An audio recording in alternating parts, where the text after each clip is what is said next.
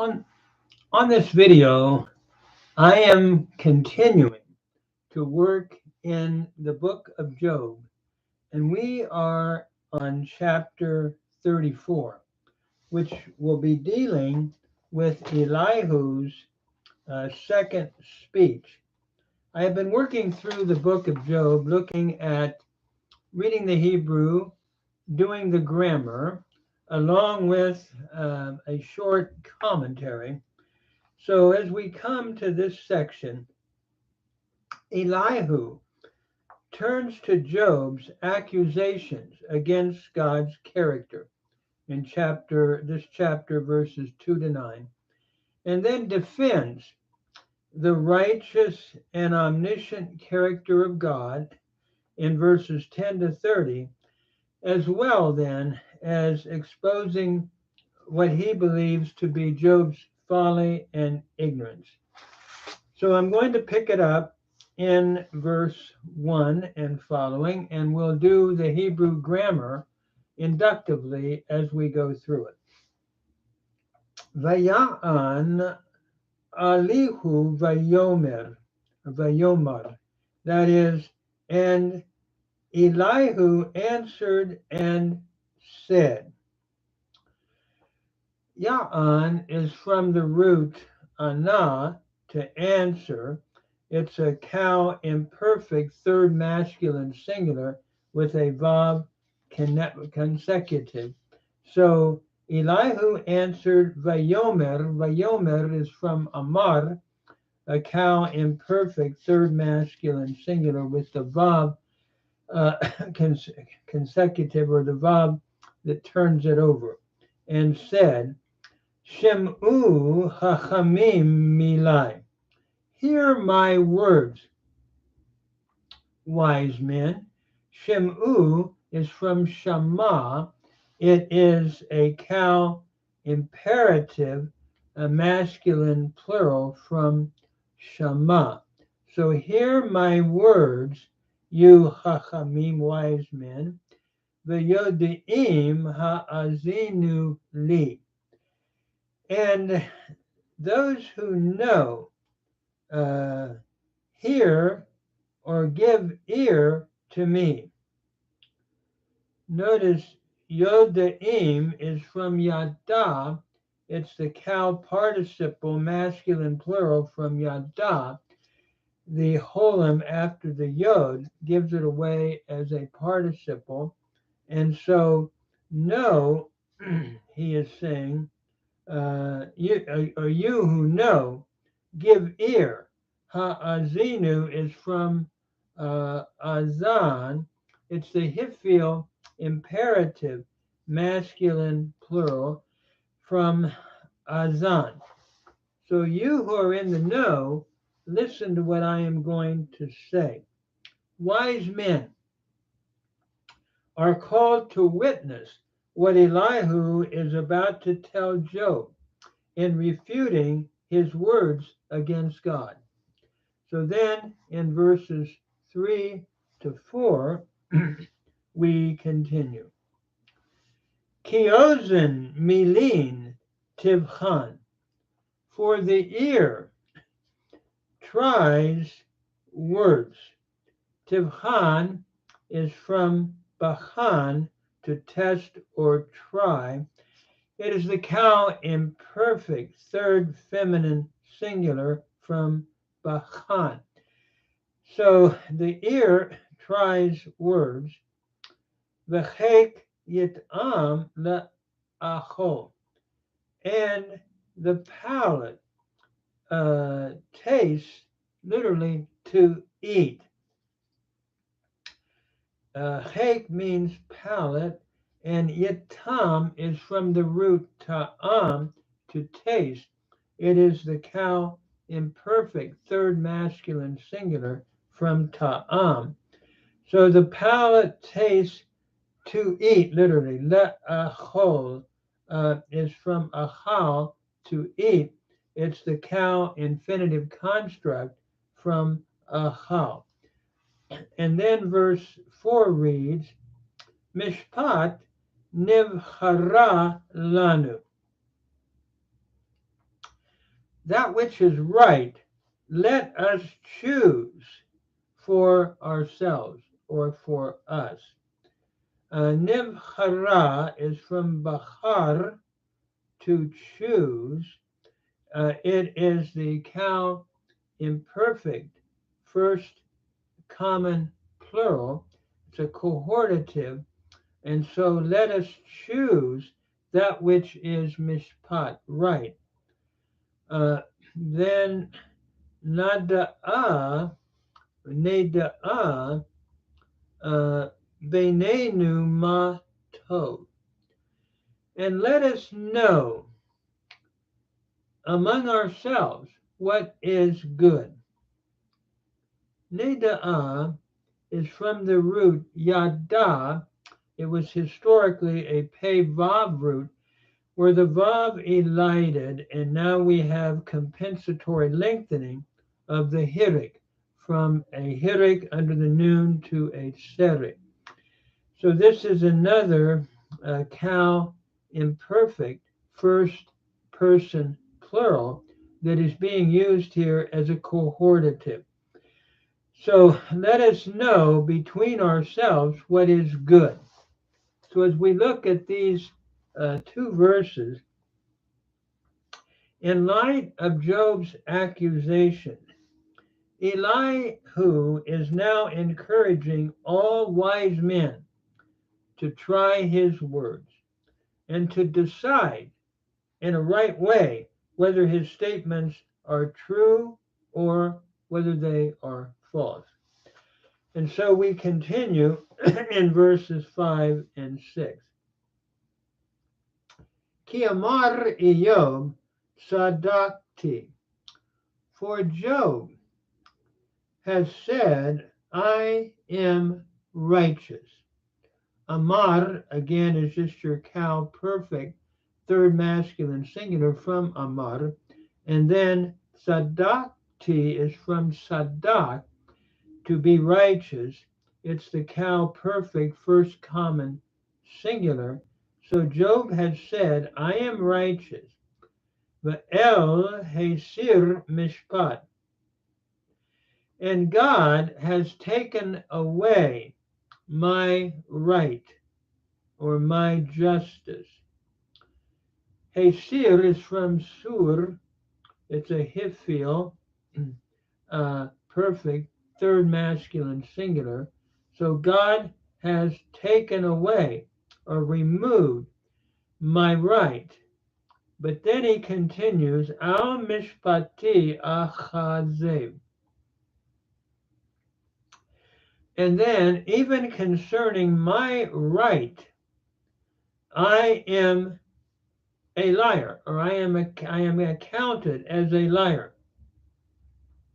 My wound, anush, chitzi, beli, fasha. My wound is incurable, without cure, without any transgression. I have not done anything wrong. And so again, he's going back to Job's argument. Chazeh is from chazav, to lie. It's a PL imperfect, first common singular from chazav. So, wherefore my right, as to my right, I am a liar. At least considered that is would have been Job's argument. Anush chitzi beli fasha.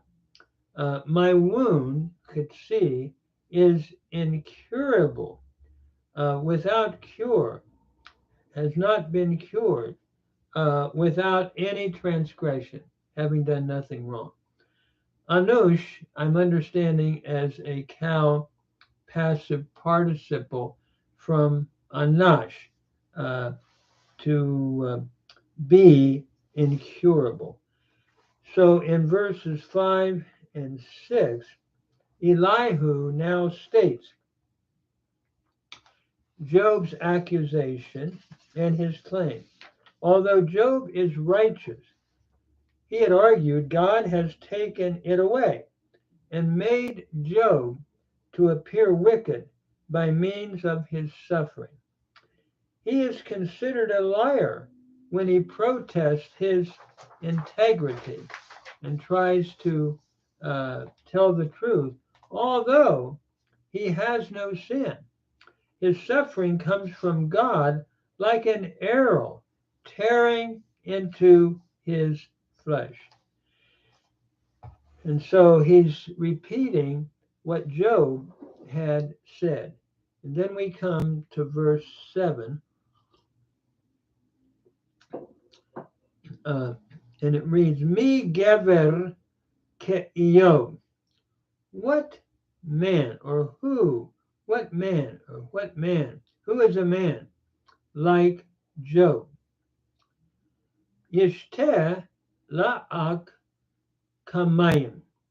He drinks up scorning as water. Yishteh is from the root shatah, to drink. It's the cow imperfect, third masculine singular.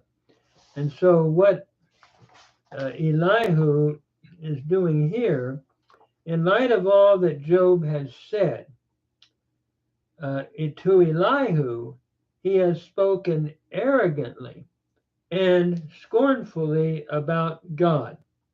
This is Elihu's point that he is making. And so in the next verse,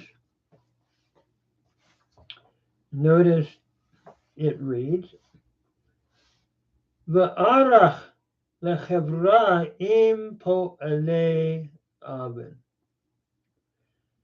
That is, and the path to accompaniment or in company with those who work iniquity.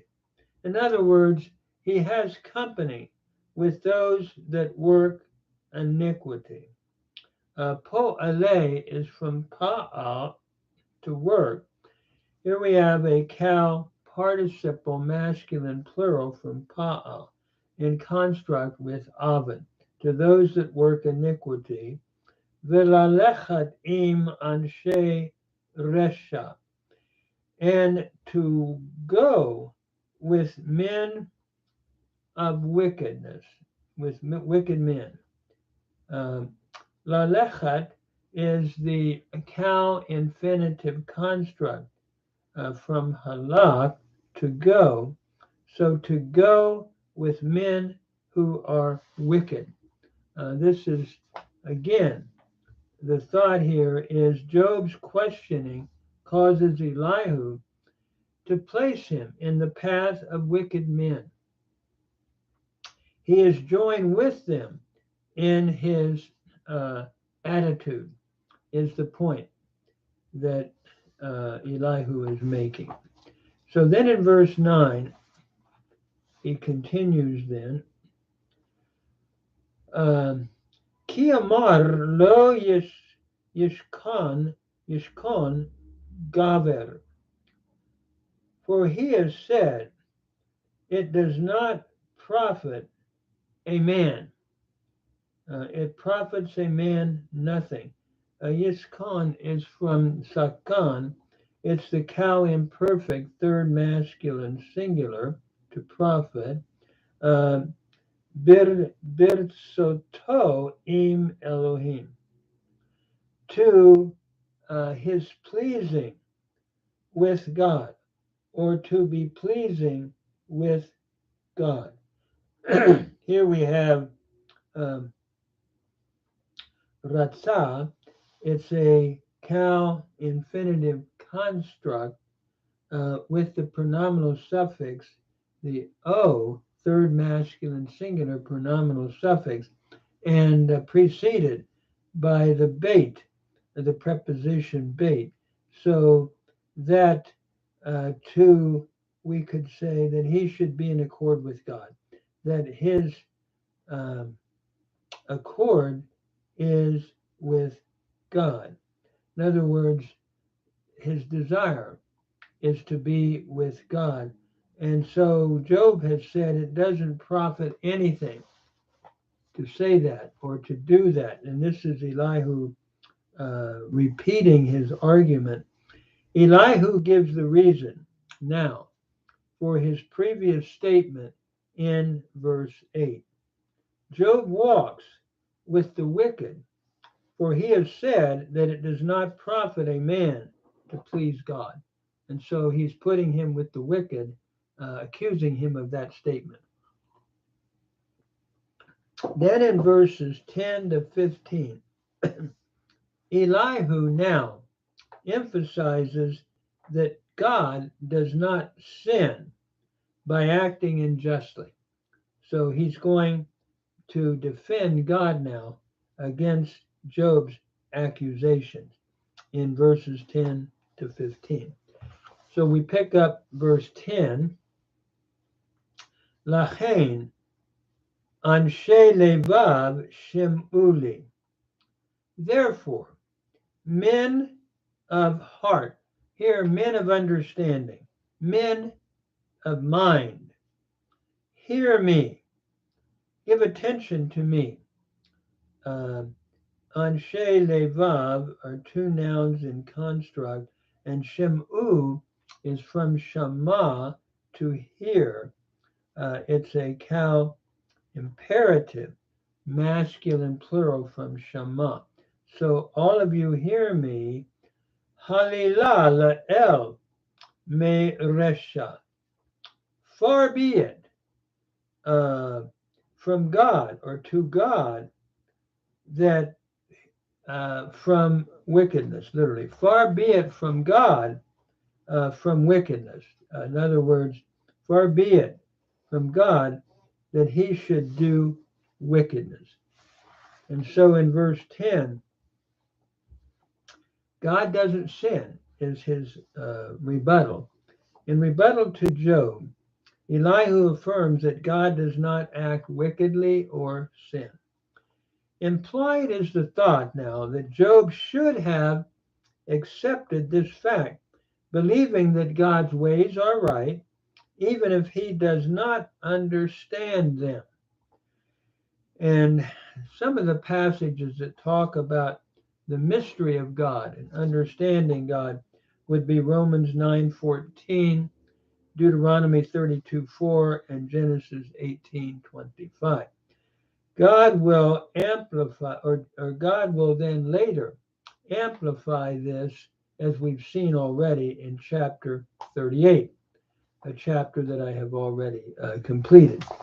So then we go to verse 11.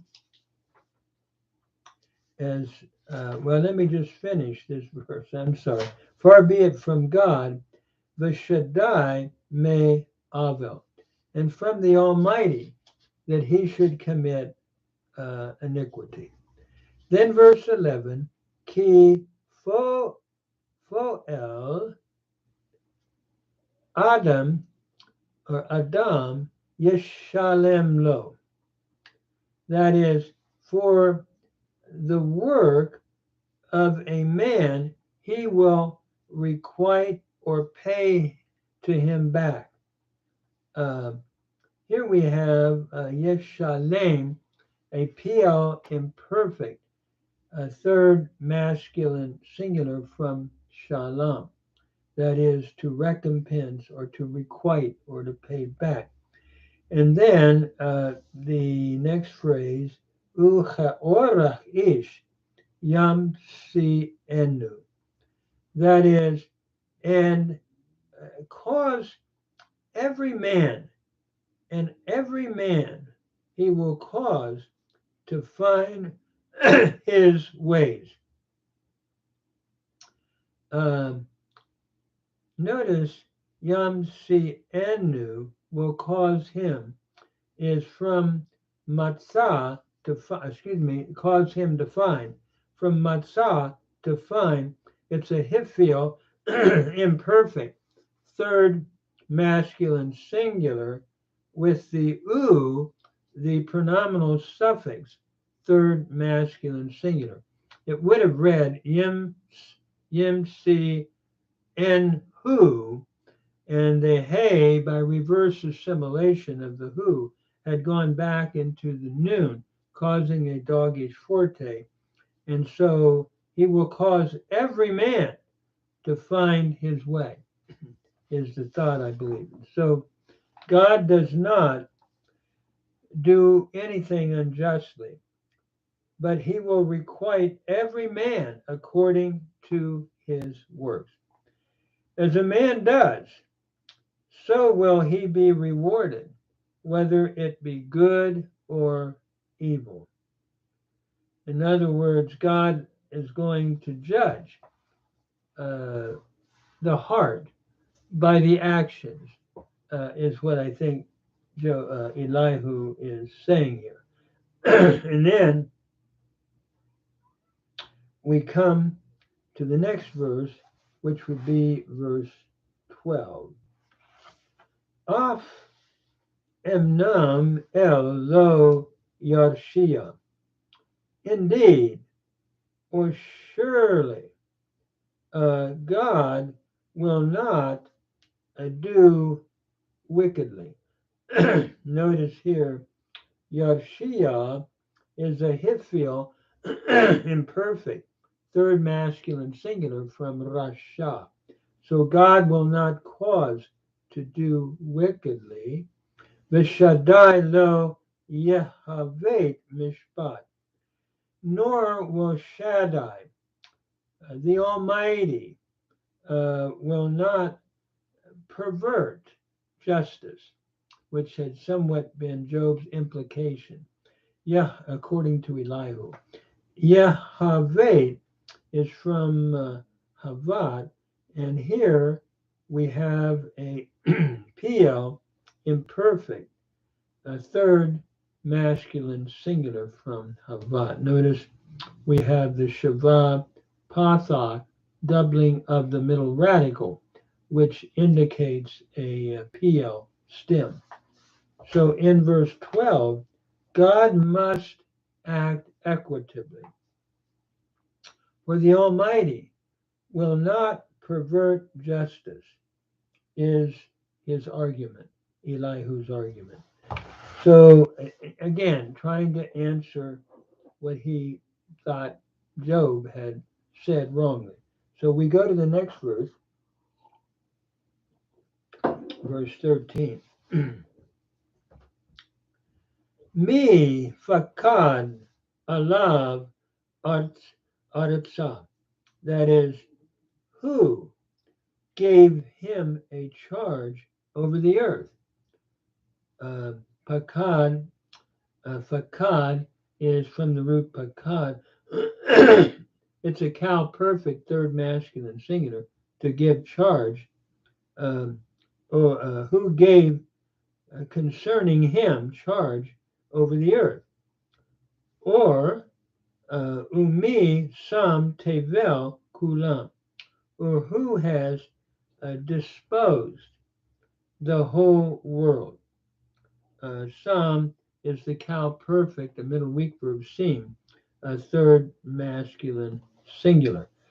And so to place or to dispose, here in this verse, the point is, since God is the sole ruler and sovereign of the world, he must act justly.